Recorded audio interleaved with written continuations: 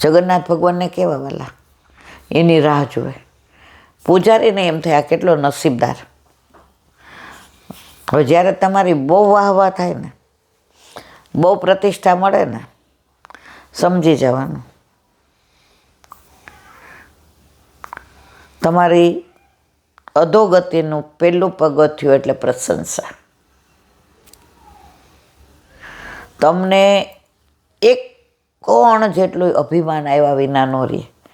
કારણ બધાય જ્યાંથી નીકળે ત્યાંથી માધવદાસ આવે છે, માધવદાસ આવે. ક્યાંય વ્યવહારિક કામે જતા હોય તો માધવદાસ આવે. આખા પુરીમાં માધવદાસ માધવદાસ થઈ ગયું. દુકાનદાર હોય કે ઓફિસવાળા હોય, રાજા હોય કે રજવાડું હોય, સોની હોય કે કુંભાર હોય, બધા માધવદાસને ઓળખે. હવે એણે વિચાર કર્યો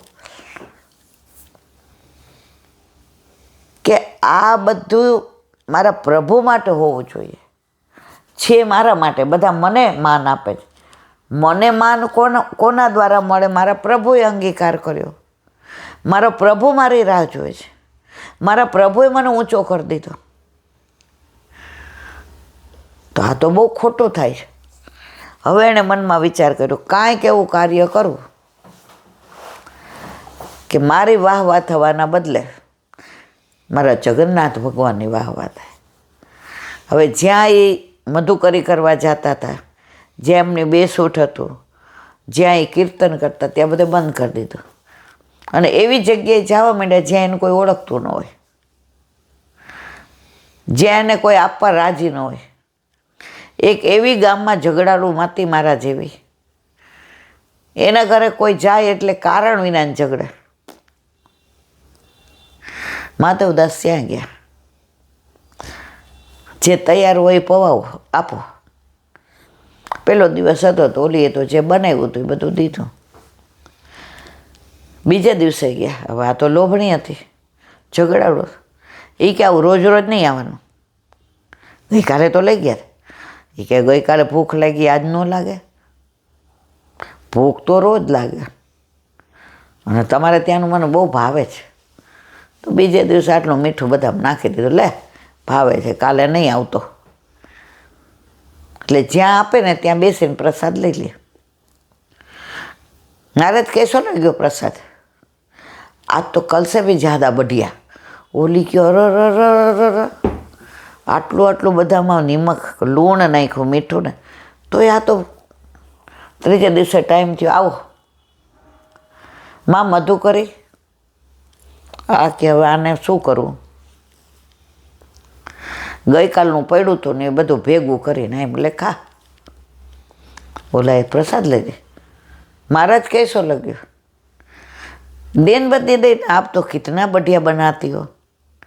ચોથે દિવસે આવતા જોયા, પોતું કરતી હતી, ફેંકું.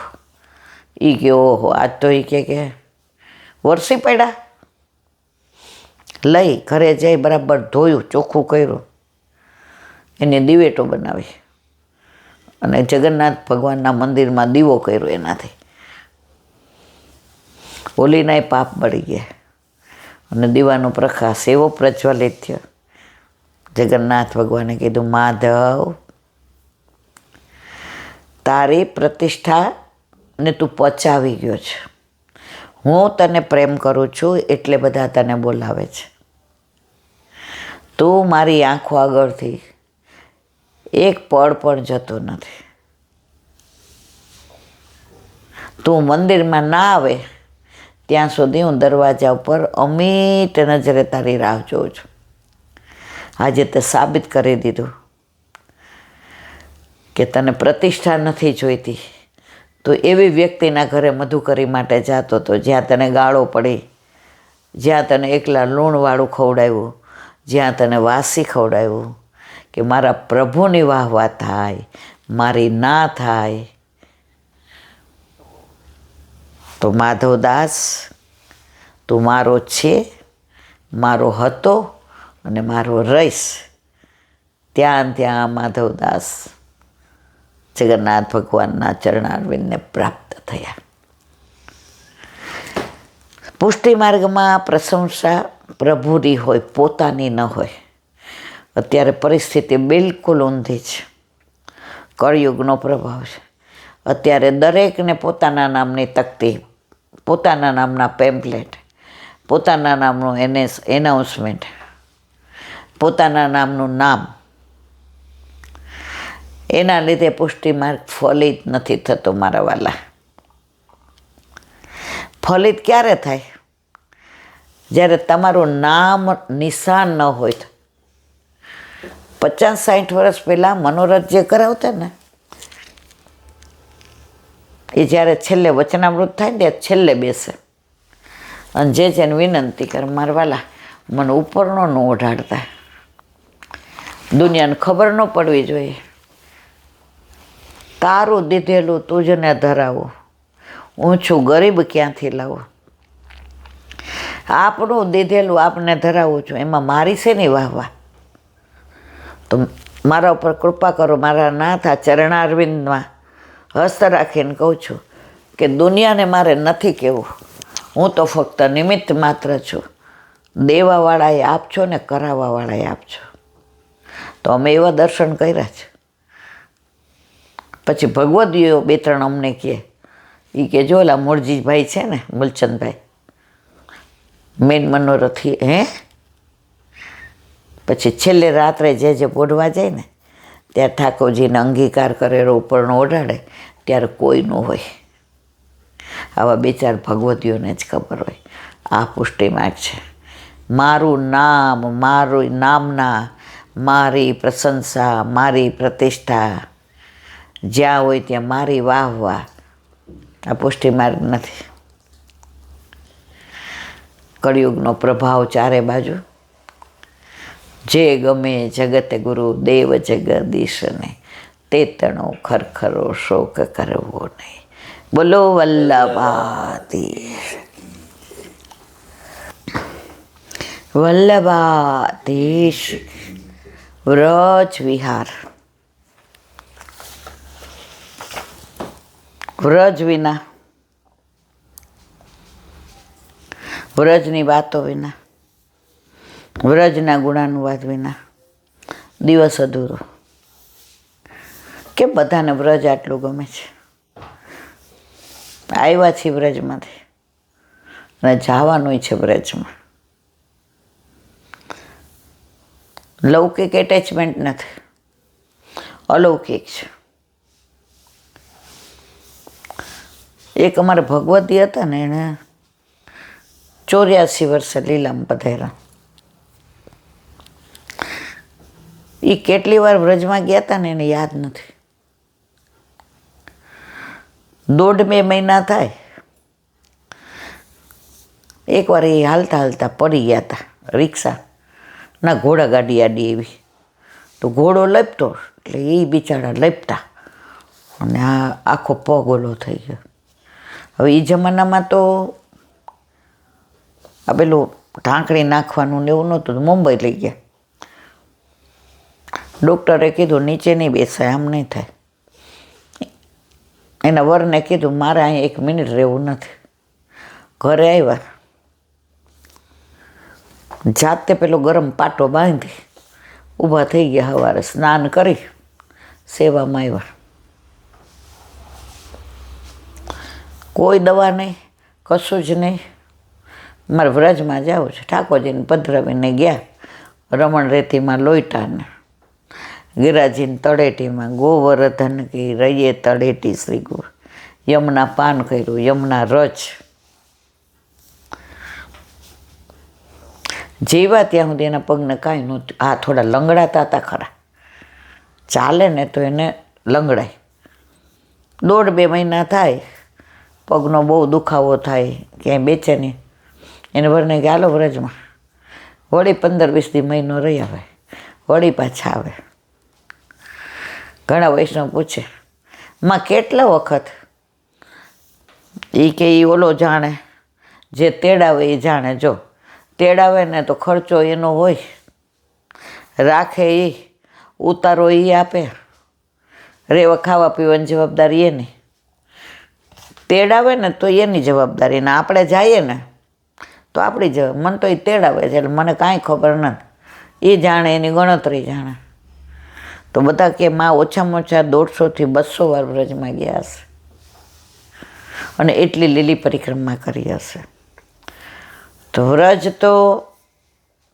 વ્રજ તજ અનંત ન જાઓ, કલ્યાણરાયજી. હો માંગો શ્રી ગોપીજન વલ્લભ.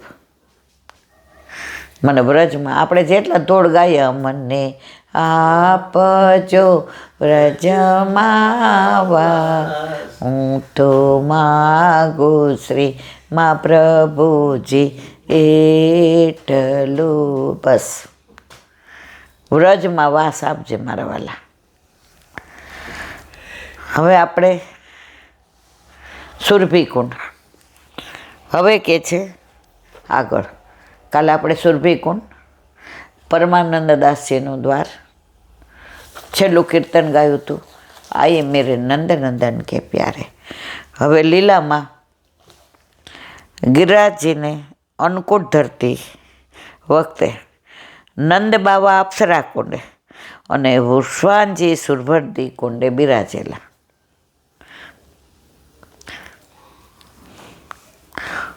રૂપ ચતુર્દશીએ પરિક્રમામાં પ્રભુને નહીં પધરાવેલા, રાધિકાજી પણ નહીં પધારેલા. વિરહ વિકલ સામનીજી પાસે પ્રભુ પધાર્યા. રાત્રે બંને ચોપાટ ખેલ્યા. ક્યાં? પરિક્રમામાં ન લઈ ગયા. તો સામનેજીને ઠાકોરજી કે હાલો આપણે ચોપાટ રમીએ, કાંઈ વાંધો નહીં.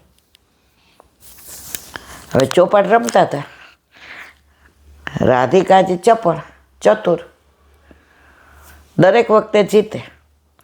પ્રભુએ હીરાનો હાર મૂક્યો, હારી ગયા. પરવળનો મૂક્યો, હારી ગયા. સોનાનો મૂક્યો, હારી ગયા. ચાંદીનો મૂક્યો, હારી ગયા. છેલ્લે કે હવે વસ્ત્રય મૂકી દો, વસ્ત્રય મૂકી દે. એ કે વાંસળી મૂકી દો, હારી ગયા. હવે કેવી રીતે તનિયો પહેરીને જવું? યશોદામાં પૂછે શું થયું? તો ઘણા પુસ્તકોમાં એમ છે કે બાર યમુનાજી સફેદ ઝરીના વસ્ત્ર લઈને બેઠા હતા, ને ઘણામાં એમ છે કે લલિતાજી બેઠા હતા અને પ્રભુને એ વસ્ત્ર દીધા. તો રૂપ ચતુર્દશીએ રમે તો બીજે દિવસે સવારે શું થાય? દિવાળી. તો આપણે આપણા ઘરે બિરાજતા આપણા ઠાકોરજીને નિધિના સ્વરૂપમાં ઝરીના વસ્ત્રો આવે છે અને આ દિવાળી આખી રાત જાગરણ કરે છે. એટલે અન્નકૂટના દિવસે એને જ બધા વસ્ત્રો હોય છે, વડા નથી થતા. તો સફેદ ઝરીના વસ્ત્ર ધરાય છે. તો અહીંયા એનું જ અનુસંધાન છે. પ્રભુ પછી સામને જે વસ્ત્ર શૃંગાર પાછા લલિતાજી સાથે મોકલા. અપ્સરા કુંડે સ્નાન કરતા પ્રભુ હતા. આ યશોદાજી શોધતા આવીને પૂછતા હતા. ત્યાં જ લલિતાજી પધાર્યા અને પ્રભુને વસ્ત્ર શૃંગાર કર્યા. તમે નવલકુંડે જાઓ, અપ્સરા કુંડે જાઓ, એક એક જગ્યાએ એક એક લીલા છે. આ પુસ્તક તો ઓથેન્ટિક છે, પણ વ્રજવાસીઓ આપણને ઘણી લીલાઓ કહેતા હોય છે. એ લોકોએ માઉથ ટુ માઉથ એમને એમના વડવાઓએ કીધું હોય, એમને એમના વડવાઓએ કીધું હોય, એમને એમના વડવાઓએ કીધું હોય. અને છેક ઉજાગર ચોબાને લઈને મહાપ્રભુ જે પેલી વ્રજ પરિક્રમા કરી, તો એ ઉજાગર ચોબાએ બીજાને એની પછીની પેઢી, એની પછીની પેઢી, એની પછીની પેઢી, તો વલ્લભે જે ઓથેન્ટિક કીધું છે એ જ વસ્તુ આપણે કહીએ. તો વ્રજમાં તો દરેક લીલાસ્થળીના ભાવ,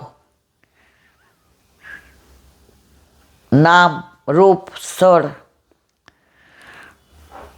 પછી ત્યાંથી સુરભી કુંડથી આગળ તુલસી ક્યારા આવે છે. હવે ઘણાને એમ થાય તુલસી ક્યારા એટલે શું? જે વલ્લભકુળ લીલા વિસ્તારે એમના અસ્થિનો અહીંયા તુલસી ક્યારો હોય, અને જેમને વંશ ન હોય એમને ઘુમટ વિનાનું હોય. આ શરૂઆત ક્યાંથી થઈ? વ્રજવાસીઓ પાસેથી સાંભળેલી વાત. આપણે દંડવતી શિલાએ દંડવત કરીએ છીએ, બરાબર? વલ્લભે જ્યારે અષાઢ સુદ બીજના દિવસે આસુર વ્યોહ મોહ લીલા કરી ત્યારે તેજ પ્રકાશ પુંજ ત્યાં ઓલો અંગ્રેજ હતો, એણે આ દર્શન કર્યા અને એણે નોંધ લખી છે. એ આજે દિલ્હીમાં બિરાજે છે. આ કોઈ કપોળ કલ્પિત વાત નથી. એ તેજ અહીંયા દંડવતી શિલાએ સમાયું. એટલે શરૂઆત વલ્લભથી થઈ. વલ્લભે ક્યાં પધાર્યા? લીલામાં, વ્રજમાં, દંડવતીએ. પછી આવ્યા ગુસાઈજી. ગુસાઈજીએ સદેહ ક્યાં પધાર્યા? ગિરિકંદરામાં. ત્યારથી બધા બાળકોના હસ્તી અહીંયા વ્રજમાં જ પધારે છે. જેવી રીતે સકળ વ્રજમાં પોઢિયા વાલા, તો બધા બાળકો લીલા વિસ્તારે ત્યારે અહીંયા જ પધારે છે. એ તુલસી ક્યારાના દર્શન કર્યા, દંડવત કર્યા અને હવે આગળ કાલે બોલો વલ્લભાધીશ કી. હરિરાય વાંગ મુક્તાવલી.